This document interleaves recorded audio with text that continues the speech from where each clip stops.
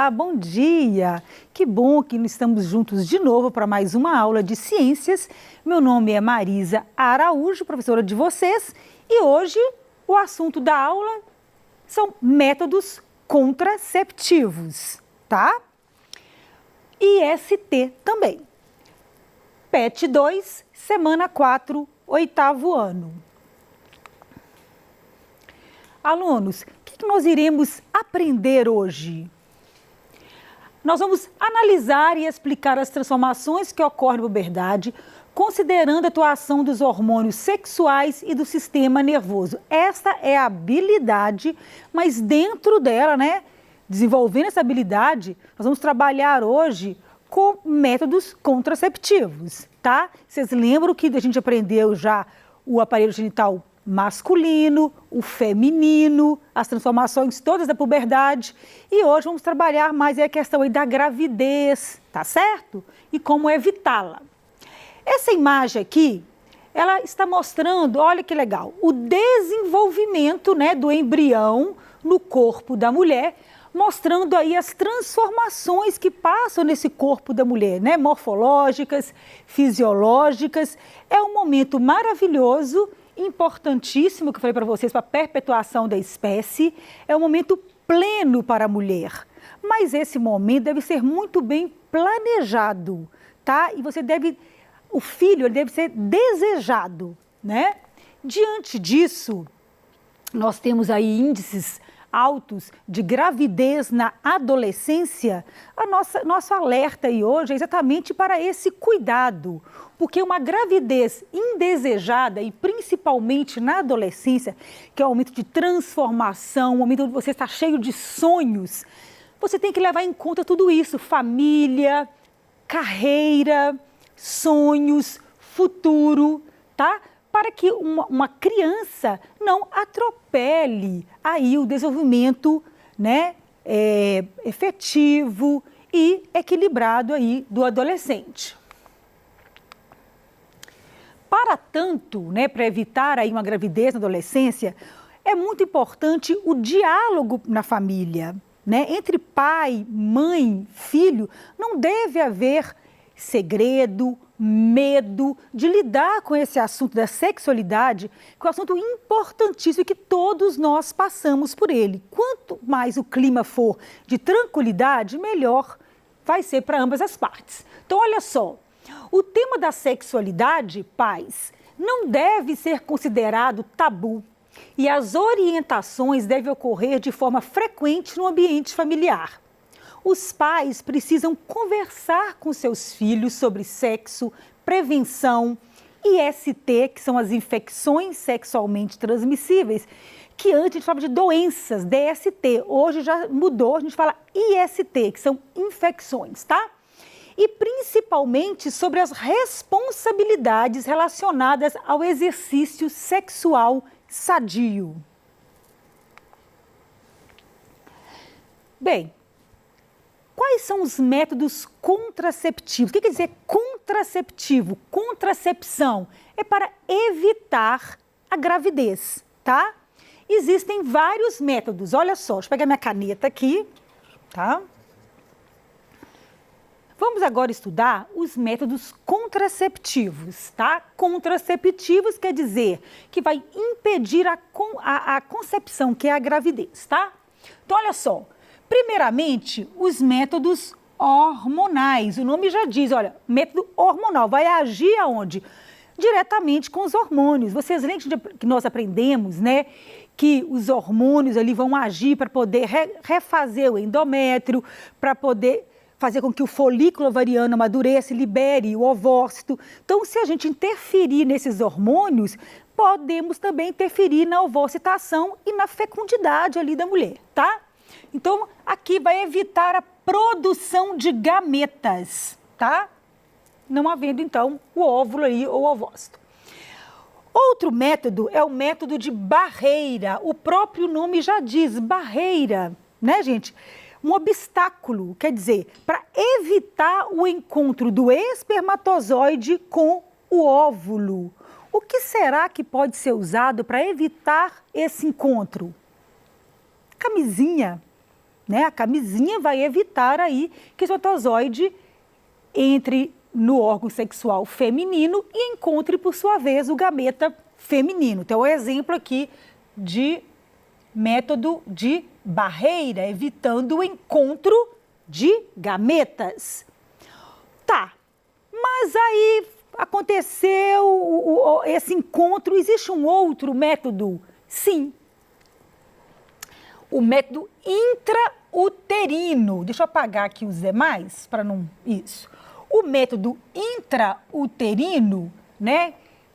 O DIU, que é um dispositivo intrauterino, eu vou explicar mais para frente, ele vai ali dentro do útero da mulher impedir, além dele dificultar também a fecundação, ele vai controlar a nidação. Marisa, o que é nidação?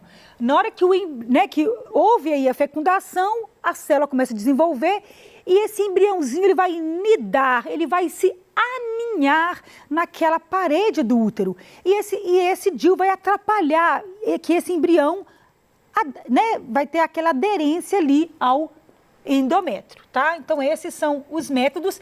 E esse aqui é o mais radical de todos, que é a esterilização, que aí, no caso, vai ser o impedimento definitivo da gravidez, que eu também vou estar explicando aqui mais para frente com mais detalhes para vocês. Então, vamos lá. Primeiro método, métodos hormonais.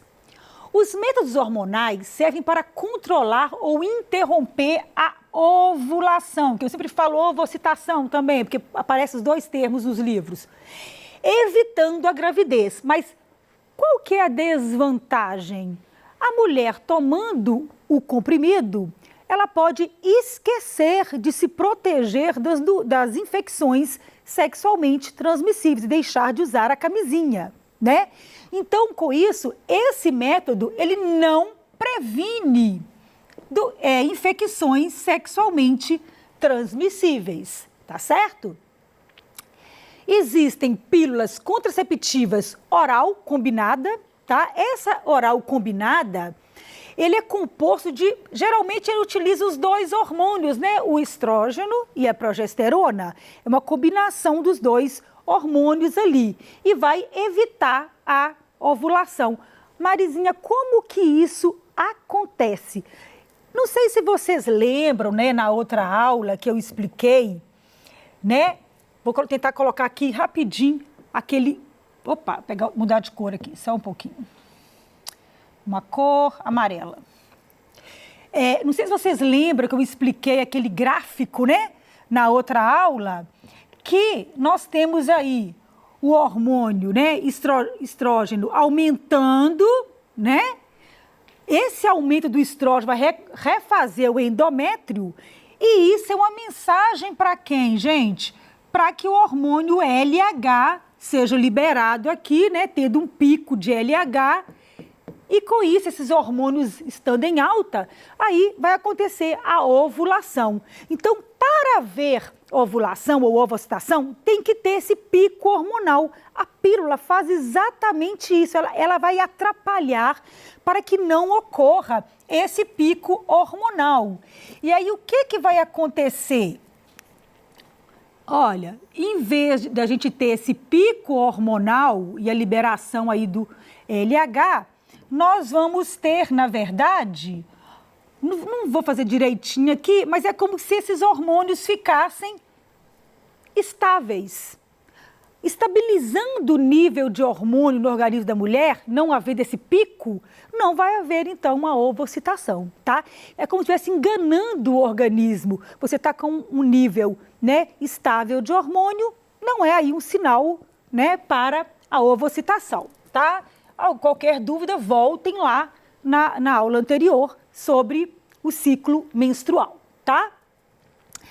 Existe também o contraceptivo hormonal injetável, quando a mulher toma uma injeção, né? Isso é muito importante para mulheres que esquecem de tomar o comprimido, porque uma das desvantagens da pílula é o esquecimento. Se a menina esquecer de tomar uma pílula, ela já aí corre o risco de engravidar. Então, tem que tomar direitinho a pílula. E para quem é esquecido, né, ou que tem alguma doença, né, alguma comorbidade, o contraceptivo injetável, ele é mais indicado, tá? Tem uns que tomam todo mês e outros até de 1 a 3 meses, tá? Voltando ali no método de barreira, tá? Que são removíveis e evitam a entrada do esperma no útero, além de proteger do ST, que é a famosa camisinha, que tem essa grande vantagem que é prevenir as infecções sexualmente transmissíveis, além de ser fácil de usar e barato, né?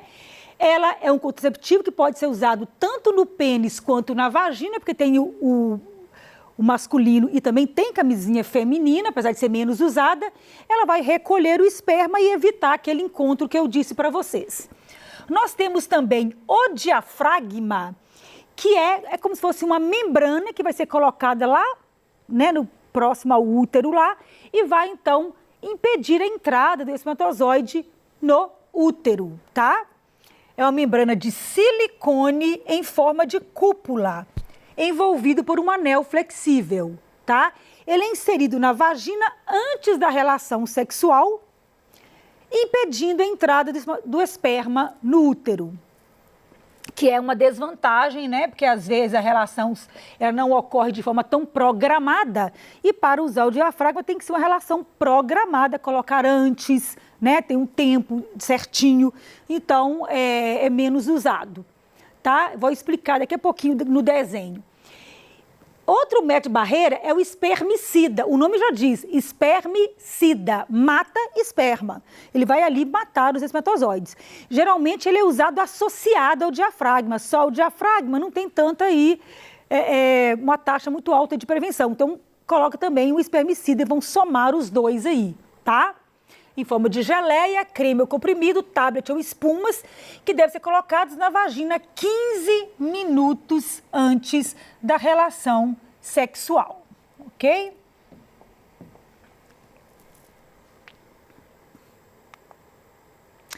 Essa imagem é para mostrar para vocês esses métodos. O preservativo, deixa eu ver que cor que eu estou aqui, verde, tá bom. O preservativo, né, a camisinha feminina ou masculina.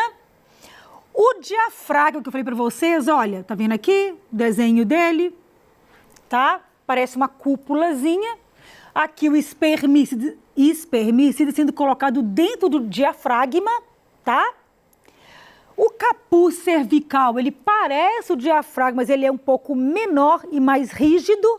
E nesse desenho aqui, olha, mostrando o canal vaginal, aqui, ó, o canal vaginal. Desculpa, peraí que eu coloquei errado, só um pouquinho. Aqui, o canal vaginal, tá? E a menina tá colocando aqui o diafragma, aqui, ó, lá cobrindo aqui exatamente essa entrada aqui do útero, tá? Para impedir, então, que o espermatozoide, ele entre em contato, tá certo? No cérvix, né, que é aquela parte de baixo ali do útero. A esponja também é um outro, que é uma esponjinha que colocasse água nela, ela também tem espermicida, você pode colocar junto, tá? E introduzir aí na vagina. O DIU, que é o dispositivo intrauterino, é o seguinte, olha, é um mecanismo, né? O DIU é de cobre, mas ele, na verdade ele é plástico e tem um revestimento de cobre, tá? Vai criar uma reação de toxicidade para o esperma, dificultando a gravidez, e para o óvulo, dificultando a fecundação, tá? Porque esse cobre vai ser liberado aí dentro do útero. Ele vai, inclusive, modificar, tá, gente? Ele vai modificar aqui, né, o endométrio, tá? Tornando até mais espesso, né? Alguns movimentos também. E esse DIU de cobre, gente, ele é importante porque ele é legal, porque assim, a mulher pode ficar até 10 anos com ele dentro dela, tá? O DIU de cobre, ele não tem ali hormônios, mas nós temos um outro DIU, que é o Mirena, né, que é associado a hormônios, que também aí vai aumentar aí a proteção, né, apesar de que ela pode ter aí outros fatores, né, que vão estar interferindo, porque um medicamento, ele também tem contraindicações, pode sentir enjoo, pode sentir dores, né? Pode sentir algumas reações aí indesejadas que muita mulher não se adapta. Então, para escolher esses métodos, a mulher tem que ir ao ginecologista. Se a menina aí já menstruou, já está entrando aí na vida sexual, é importantíssimo que ela procure um ginecologista junto com sua mãe, ou a pessoa que está envolvida na sua família, sua tia, né, quem estiver mais próximo, para que o ginecologista escolha aí qual que é o melhor método, tá? E esse DIU aqui, mesmo que haja uma fecundação, então nem sempre ele impede a fecundação, ele vai aqui impedir a nidação do embrião aí no endométrio, tá? E o método de esterilização, que vai ser a laqueadura aqui de tuba, né? Que eles vão amarrar, cortar e amarrar. Então, aqui não vai ter jeito mais do espermatozoide conseguir chegar aqui e encontrar com o ovócito. Mesma coisa aqui no caso do homem, aqui ó, um corte aqui no ducto deferente, o espermatozoide vai ficar aprisionado aqui, então o sêmen vai sair aqui sem espermatozoide, tá? São métodos aí que você não consegue reverter, né? Ok. Infecções sexualmente transmissíveis. As infecções podem ser causadas por vírus, bactérias ou outros micro-organismos. São transmitidas pelo contato oral, vaginal, anal, com a pessoa que esteja infectada sem o uso de camisinha masculina ou feminina, tá? Ela também pode passar da criança, né, da mãe para o filho, que é a transmissão chamada de direta. Coloquei alguns exemplos aqui: cancro mole, condiloma, gonorreia, herpes, infecção pelo HIV, pelo papiloma vírus humano, sífilis, uretrite gonocócica, tá? Coloquei aqui que ela pode se manifestar por meio de feridas, corrimentos e verrugas anogenitais. Esses sinais aparecem, tá? Podem surgir também em outras partes do corpo, como palma da mão, olhos, boca, língua, tá certo? Coloquei 2 exemplos, que é o HIV e o cancro mole. O cancro mole é causado por bactéria, vai dar aí uma ferida, tá? Vou mostrar aqui para vocês a ferida, tá certo? Essas feridas aqui vão incomodar bastante, serão doloridas, avermelhadas, mas é tratado com antibiótico, tá ok? E uma outra doença aí, que é o HIV, que é muito conhecido, que é uma doença que ela vai agir no sistema imune, porque o vírus, gente, ele vai atingir exatamente, ele vai infectar a célula, tá? E vai colocar o DNA dele dentro da célula, e esse DNA, tá? Ele vai agir em qual célula? A célula de defesa do nosso organismo, que são os glóbulos brancos. Então, o HIV, ele vai matar os glóbulos brancos e, com isso, o sistema imunológico ficará debilitado e doenças oportunistas poderão, então, surgir, tá certo? Então, aqui, ó, no núcleo da célula, o DNA incorporado aqui, esse vírus é de RNA, se transforma em DNA, ele incorporado vai produzir aqui proteínas, vai montar o vírus novamente, reproduziu e pode infectar novas células, tá? Tá certo? A AIDS, gente, para que ela ocorra, que as doenças oportunistas ocorram, o nível aqui, olha, de células de glóbulos brancos tem que estar baixo, tá? Abaixo aqui de 400, 500, um nível alto aqui, quase 10.000 por ml de HIV, tá? Aí, nesse momento do gráfico, que nós vamos surgir aqui, então, as doenças oportunistas, quer dizer, muita carga viral e baixo número de glóbulos brancos, tá certo? Tomem bastante cuidado, usem camisinha e conversem com seus pais, tá? Um grande abraço, até a próxima aula com a Marizinha.